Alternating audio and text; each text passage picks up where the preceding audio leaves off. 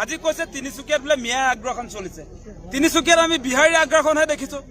আজি কাৰ্বি আংলঙত তেওঁ মিয়াৰ আগ্ৰাসন চলিছে বুলি ক'লে কোনোবাই বিশ্বাস কৰিব নেকি? সেইটোতো মিছা কথা। সেই মিছা কথাটো শুনি মই মনে মনে কেলে থাকিম বাৰু? আজি কাৰ্বি আংলঙত কি ঘটনা ঘটিলে আপোনালোকে দেখিছে। কাৰ্বি আংলঙত ভূমিপুত্ৰ কাৰ্বিক, যাক কলম্বাছ বুলি কোৱা হয়, আচলতে অসমীয়া জাতিৰ কলম্বাছ, কাৰ্বি জাতিক বিহাৰীয়ে গোবেক বুলি কয়। ভূমিপুত্ৰ কাৰ্বিক গোবেক কোনে দিয়ে? বিহাৰী আৰু বাঙালীয়ে। আৰু সেই বিহাৰী আৰু বাঙালীৰ মুখপাত্ৰ কোন? হিমন্ত বিশ্ব শৰ্মা। আজি যিবিলাক বেদখলকাৰী বিহাৰী আৰু বাঙালী ওলাইছে, তেওঁলোকৰ কথা বতৰাবিলাক কয় মুখ্যমন্ত্ৰী হিমন্ত বিশ্ব শৰ্মাই।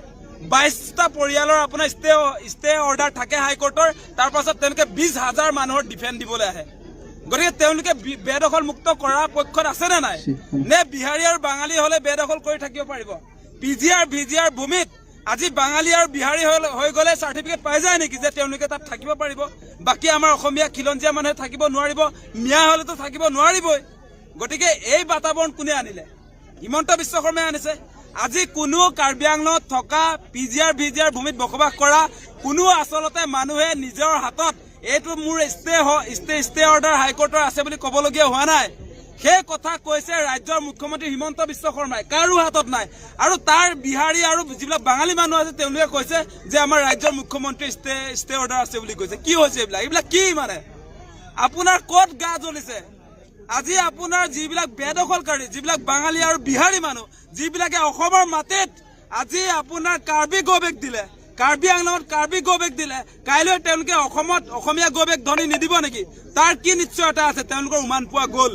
আৰু সেই মানুহবিলাকৰ শ্ৰদ্ধাৰ মুখ্যমন্ত্ৰী হিমন্ত বিশ্ব শৰ্মা। বহিৰাগত বনিয়া আৰু বহিৰাগত যিবিলাক বিহাৰী, মাৰোৱাৰী, বাঙালী, যিবিলাকে অবৈধভাৱে অসমৰ মাটি আগ্ৰাসন কৰিছে, আজি তিনিচুকীয়াত কওক, আজি কাৰ্বি আংলঙত কওক, গোটেই অসমত আজি মূল টাউনবিলাক কাৰ দখলত আছে?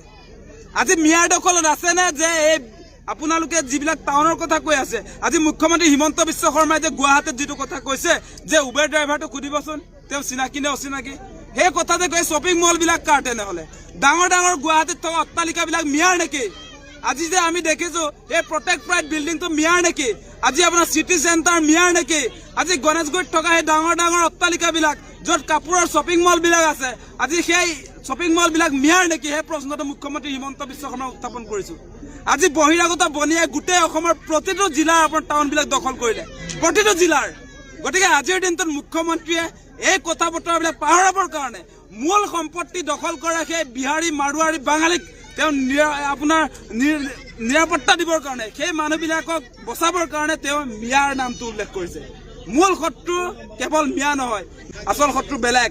আচল শত্ৰু মুখ্যমন্ত্ৰী হিমন্ত বিশ্ব শৰ্মাই যাক নিৰাপত্তা দিব খুজিছে, যিবিলাকে আমাৰ টাউনবিলাক দখল কৰিলে, যিবিলাক আমাৰ আচলতে হাইৱে বিলাকৰ কাষে কাষে থকা মূল্যৱান মাটিবিলাক দখল কৰিলে, সেইবিলাক আমাৰ প্ৰকৃত শত্ৰু।